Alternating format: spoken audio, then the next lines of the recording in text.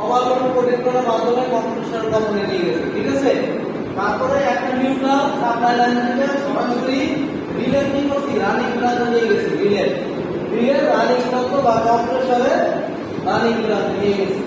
এরপরে কি করছি, এরপরে হচ্ছে থার্মোস্ট্যাটের ইন প্রান্ত থেকে একটা লাইনে সুইচের এক মাথা দিছি, সুইচের দ্বিতীয় মাথা থেকে এটা কিন্তু ফেজ লাইন হচ্ছে, ফেজ লাইনে আউট হয়েছে, বিকজ সুইচ হচ্ছে একটা কন্ট্রোলিং ডিভাইস, শুধু নিয়ন্ত্রণ করতেছে। তাই ফেজ লাইনটা আউট হয়ে একটা বাতিল এক মাথায় গেছে, আর নিউট্রাল থেকে আরেকটা নিউট্রাল বাতিল দ্বিতীয় মাথায় গেছে।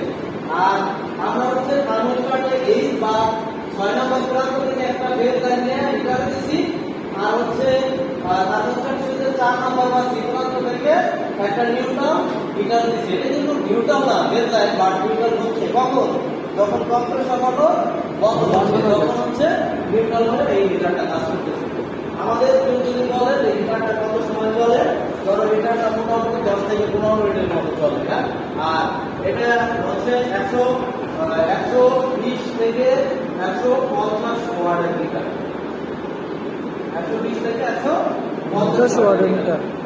ক্লিয়ার? আর কোন কোশ্চেন আছে?